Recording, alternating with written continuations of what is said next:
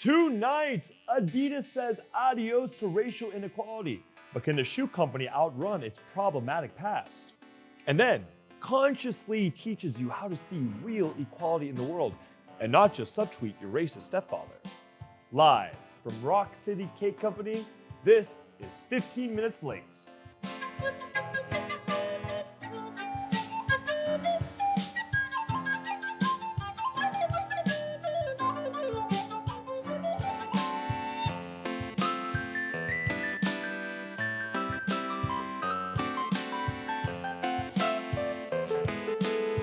Welcome to 15 Minutes Late. I'm your host, Afsheen Masagi, joined as always by a refreshing chug of mouthwash, Walker Mallory. Hey, don't chug, okay? Drink it smooth. Hey, Walker, I like the red on red. What do you usually match your clothing color? No, this is actually blue. Interesting. I mean, it's not. It's red. Okay. And that brings us to tonight's show. Companies love change, but only when it leads to profit. In the wake of the coronavirus pandemic, it is likely that the way we shop and the companies we frequent have changed forever. But the kind of change we're talking about today is bigger than the McDonald's delivering, which consequently made me bigger, but that's beside the point. Tonight, we're talking about social change, real progress, and dismantling systematic oppression that has been disenfranchising minorities for the past 200 years, and how after the summer of 2020 and the national attention on the Black Lives Matter movement, companies became really good at selling those ideas. It's Garnet from Steven Universe! Kids, don't be racist. I want to address the topic of racism, inequality, and injustice. Gushers wouldn't be gushers without the Black community and your voices. We're working with Fruit by the Foot on creating space to amplify that. Businesses responded to this moment in history like your white friend after their first year at a liberal arts college, like, oh my God, I've been complicit in so much. Oh, sorry? Understand, every industry carries generations of oppressive baggage. Take beauty companies, for example. Since the inception of the beauty industry, there have been top-down discrimination against people of color, specifically dark-skinned people who just want to buy makeup. Avon has been looking at people the way that Tony Montana looks at Coke. I want the whitest you got. Actually, that sucked. I'm sorry, that Tony Montana impression sucked. Walker, give me one. Oh, my name is Scarface and I just got into Hogwarts. That was perfect. That was really good. An AI created by the team at IQ was tasked with observing the skin tones of models in beauty ads and saw that from May to June of 2020, in the height of the BLM protests, images of models with darker skin tones rose 122%, but then slowly started to drop as hype around BLM decreased, almost like they created a sliding scale of acceptable blackness. To these beauty companies, June was the era of Idris Elba, but in a few months, we have reverted back to where we were, and now we have found ourselves in the era of Mario Lopez. But that's mostly because of the ad campaign for the Saved by the Bell reboot, which, quickly, listen, Mario, I'm not fucking paying for Peacock. Nobody's ever gonna pay for Peacock, so you take your charming smile and your KFC and your lifetime money and fuck off. And just recently, CVS and Walgreens announced that they are joining Walmart in not locking up multicultural beauty products.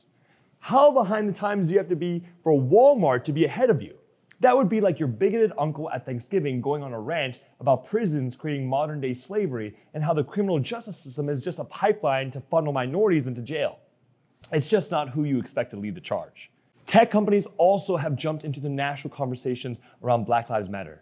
Companies like IBM and Microsoft halted the sale of facial recognition software to law enforcement, while Amazon delayed selling their facial recognition software for 1 year. But that makes sense, since Amazon has more of a vested interest in facial recognition, as Jeff Bezos desperately lacks any facial features whatsoever. Even a manufacturer of tasers, Axon, took a strong anti-racist stance in a statement from their CEO reading, Axon commits to real action, building technology that helps eradicate racism and excess force in the justice system. But, admittedly, it's kinda hard to trust a company making tasers after, all the tasing. I know I'm joking a lot, and any level of positive change is a great thing, but only when it actually means something. Dismantling systems of oppression is ongoing work, but we have to be mindful that sometimes the work is just convenient to talk about, and the ways that companies fall short negates all the positive changes that they say they're making. Kind of like how you have that woke friend who puts hashtag BLM in their bio, but still won't drive through, that neighborhood. And those tech companies we mentioned earlier that stopped selling facial recognition software to law enforcement, they still have multi-billion-dollar partnerships with racist institutions like ICE. And they still sell other surveillance systems to law enforcement. It's like these companies want to pull a "Bay caught me slippin'," but in this case, slippin' is destroying Black communities. And lastly, we can look at how these exact companies handle other socio-political movements in the past and guess how exactly they will respond to the Black Lives Matter movement. Let's look at Adidas. Now, I know it might come as a surprise that the company that makes Yeezys is on the list, but let's not forget that it was a company founded by two Nazi brothers who couldn't agree on the best way to be a Nazi. And that's true, look it up, I promise. The company took a strong stance in the last few years about climate change and the use of virgin plastics in their manufacturing process. Now, I know virgin plastic sounds like a CW show about a group of religious mean girls, but Adidas took what seemed like one of the more aggressive positions on combating a global problem with ads like this. Light bulb. You turn plastic into yarn and that yarn into this. And people like that. The earth likes that. So you make 5 million inspired by that, and that turns into 11 million. The end. Bold. Now, to their credit, Adidas has produced millions of pairs of shoes from recycled plastics, and they have reduced their ecological impact. But their transition to just using recycled materials will not be complete until 2024. And they started this campaign back in 2016. And all these companies, doing good work or not, started this summer, in the summer of 2020.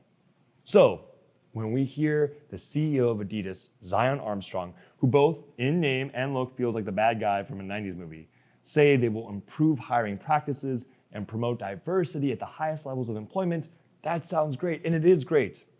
And it's the type of change we need to improve the lives of people that have been continued to be systematically oppressed by companies.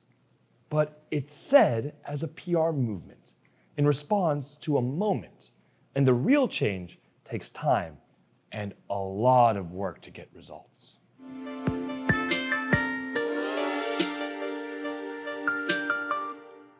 Tonight, we've got George Conscious Lee Jr. in the house. George Conscious Lee in the building. Conscious, activist, speaker, professor, teacher, all around dope guy. Super excited to talk to you. Now, before we get into it, a lot of people will know you from your Instagram, your Twitter, but most importantly, your TikTok. You make like 5 to 6 TikToks a day. What keeps you motivated to make these TikToks and like really just keep it going? To be honest with you, how I'm able to keep the energy up, man, is that a lot of people are able to show me they get a lot out of how I break videos down in terms of the research, the information, the facts that I give and how I present them.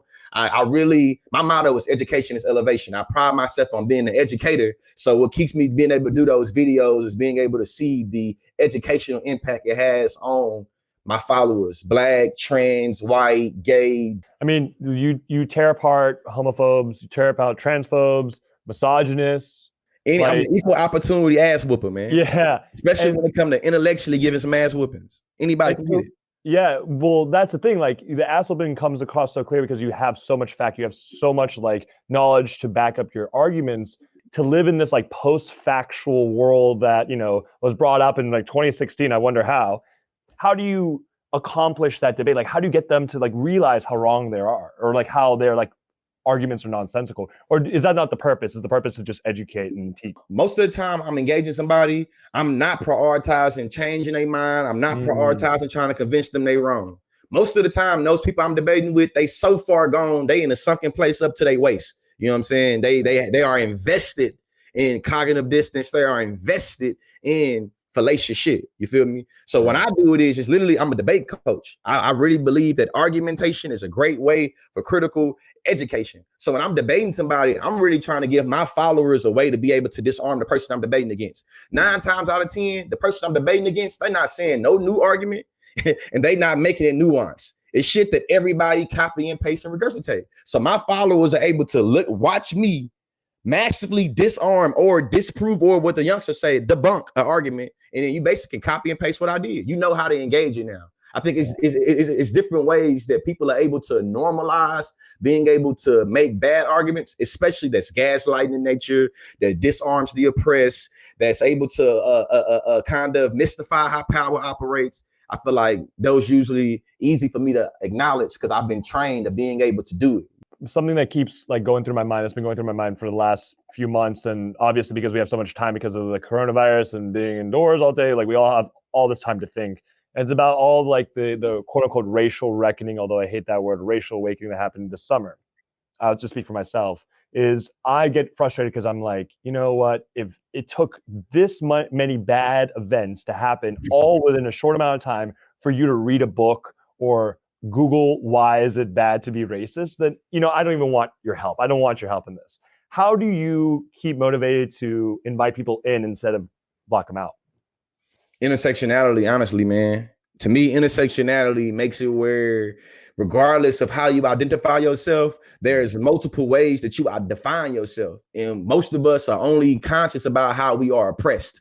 You feel me? A lot of us are not conscious about how we are implicated in oppression itself. So how I'm able to do it is I stay real. You feel me? I'm a straight black man. I'm a cisgender straight black man. I talk about trans issues and issues to deal with women. You know what I'm saying? It'll be easy for a trans person to be like, oh, Conscious Lee, George Lee, whatever they want to call me. He just being on some performative activist shit.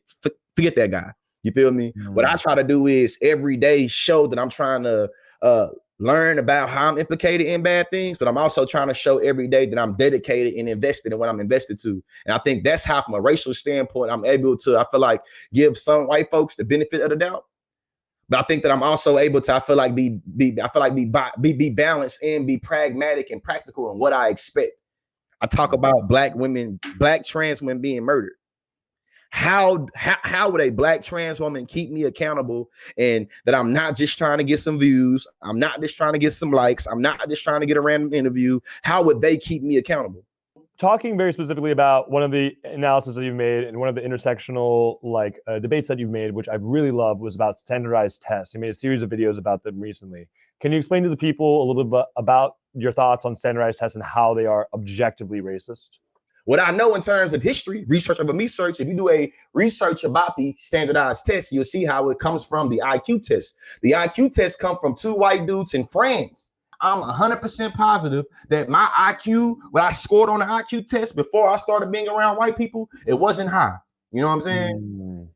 Literally, because I got to be around more white people, I got to literally be integrated into understanding white culture, white values, white aesthetics, literally white meanings for what it means to be legitimate and credible. My vocabulary expanded because I was using vocabulary that white folks use. I already had vocabulary coming from the hood. It's just that that vocabulary wasn't seen as being credible. What that has to do with the standardized test? Well, if I'm in my hood and you feel me, I have all these different cultural aesthetics that doesn't match the mainstream, and I'm going to be tested on the mainstream values, I'm going to fail. You know what I'm saying? And then just going, what I know about the school to prison pipeline is that students are literally start to become seen as problems, discipline problems based off of how they perform on tests. I'm from Bryan, College Station, Texas. If you read this book called The New Jim Crow by Michelle Alexander, she tell you about how in my county that I grew up in, literally 3rd and 4th graders, based off the amount of 3rd and 4th graders that passed the standardized tests, literally showed the state of Texas, hey, it was this many black people, this many black men, this many black boys, particularly that failed that 3rd grade assessment test. This means we have to make this many more prisons. And because it's expected for you to perform poorly, we get to literally make these different conclusions based off the results. White people are not tested on other cultures' history. If I don't know that Christopher Columbus sold the ocean blue in 1492, I am not going to be able to go to the next grade. You cannot know about Black history for your entirety of your school and you be seen as a great student. I cannot be seen as a good student without knowing white history. People want to boil it down to only thinking about how racism operates on a level of the individual, and they want to completely ignore how systems and institutions is what literally sustains racism. The suffix ism is always about a practice. It's always about, it literally always entails power, one way or another. If I have some resentment towards this other race that automatically make you racist, is like, nah, and what so I'm clear. But the people that's watching this shit, I'm not saying that racism or prejudice towards white people is good. I'm merely making an analysis that says that you need power to be racist. It does not mean you can be disrespectful towards white people purposely. I'm not saying that at all. I'm merely making an analysis about how institutions and systems of power require exactly that, power. So you talked about TikTok, we talked about Facebook, Instagram, whatever, all the social media. We all have that problematic friend on these social media apps. They're always posting like the most nonsense stuff. I'm gonna say something to you, and I want you to give the people what they can write back in response. Cool? Cool. Okay. Why do they have to loot? Why can't they peacefully protest? I just asked a question with that one. Do you value property over people? That's the conversation starter right there. Do you value property over people? And then my second question is, the Sons of Liberty and the Boston Tea Party, is this an instance of looting? And then we're gonna have a conversation. How can I be a racist or sexist or homophobic if I have a friend or a wife or a daughter who is Black or a woman or gay? One of the tools I use is called purposeful provocativeness. I know I come off as being provocative many times, but I want to assure the people there's a purpose to the provocativeness. And all I would say is that, the slave master also slept with Black women and loved Black people, and he's still the slave master. You know that most rapists have mothers. So if I say I love my grandmother that can barely walk and barely can hear, does this mean I love all disabled people? If a biopic was made about your life right now, today as we speak, who would play you and what would the title be? The title would be Education is Elevation. And the person that would play me, I would have to give me like an up and coming actor that I would have to just discover, because you feel me? I'm different. And you know what I'm saying? Let's go on and keep the trend of transcending coming in. I'm gonna bring somebody to transcend in. I don't know nobody, man. I want to be funny and be like Nick Cannon, but that was like a joke. It's like Nick Cannon, nah. Shout out to you, Nick Cannon. I look up to you, but you can't be consciously Jordan. You can't do that. And you older too, so I don't know. But yeah, I don't know honestly. But all right, I love it. Education is elevation. Definitely. Education is elevation in a theater near you. Consciously, thank you so much. Consciously in the house, everybody. Woo! Yeah. Thank you, Consciously, for joining us tonight. Walker, do you have anything to say to the people? If you want to play football with somebody really cool, come over to my house. You heard it here first. Go over to Walker's house. Thank you so much for joining us on 15 Minutes Late with Afsheen Masagi. I'm Afsheen Masagi. Join us next week. Good night.